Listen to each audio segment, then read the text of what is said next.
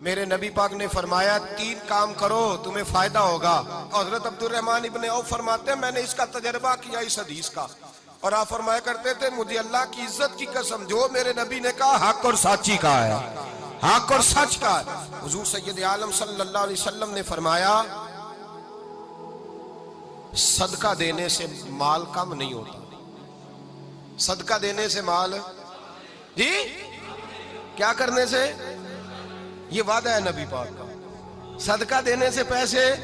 اچھا بتائے نا جی مجھے 1000 میں سے 500 دے دیا تو باقی کتنے رہ گئے؟ تو حضور فرما رہے ہیں کم نہیں ہوتے، 1000 دے دیا تو باقی کتنا بچا؟ نہیں بھائی،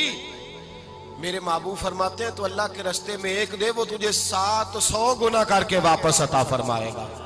نبی پاک نے فرمایا صدقہ دینے سے مال کم نہیں ہوتا، اور فرمایا معذرت کرنے سے عزت میں کمی نہیں آتی، معذرت کرنے سے عزت میں کمی،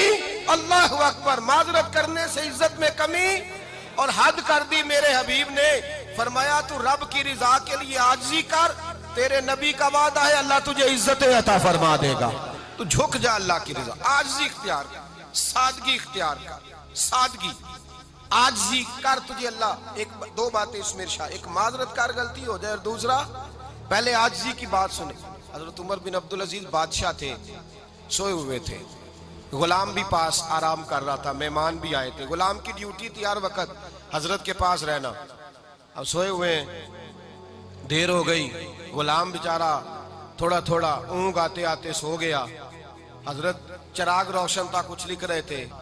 مہمان بیٹھا تھا، خادم سو گیا، اب چراغ نہ آہستہ آہستہ گل ہو گیا، بجھ گیا، حضرت اٹھے، بوڑھے آدمی تھے، چراغ صحیح کرنے، مہمان کہنے لگے حضور میں نہ کر دوں، میں نہ کر دوں، کہنے لگے نہیں تم مہمان ہو، مہمان سے خدمت نہیں لی جاتی، تو اس نے کہا غلام کو جگائیے، فرمانے لگے ابھی تو بیچارہ سویا ہے اور نیند سے بیدار کر دوں، خود گئے، اس میں تیل دوبارہ ڈالا، بتی ٹھیک کی، جلائی، واپس آ گئے، وہ مہمان اب بادشاہ کا مہمان بھی تو کوئی بادشاہ ہی ہوگا نا، کہنے لگا حضور آپ اپنے کام خود کرتے ہیں، کیا لفظ ہے، کیا حسن ہے، اور 2 جملوں میں کیا تاثیر ہے، آپ فرمانے لگے ہاں میں اپنے کام خود کرتا ہوں، جب میں گیا تھا تب بھی عمر بن عبدالعزیز ہی تھا، اور جب چراغ صحیح کر کے واپس آیا ہوں تو پھر بھی عمر بن عبدالعزیز ہی ہوں، میرے اندر کوئی تبدیلی آئی، میں وہی ہوں جو گیا تھا۔ حضرت سیدنا فاروق اعظم رضی اللہ تعالیٰ عنہ فرماتے میں بیٹھا تھا،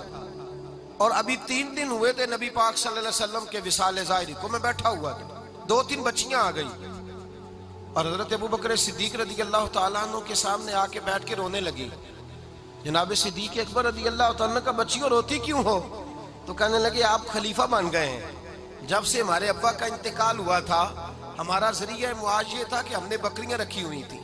آپ روز آتے تھے بکریوں کا دودھ دھوتے تھے، ہم پی بھی لیتی تھی، بیچ کے گزارا بھی کر لیتی، اب آپ تو خلیفہ بن گئے، کون آیا کرے گا؟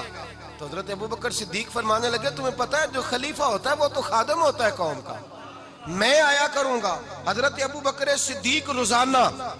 روزانہ اٹھتے عصر کے بعد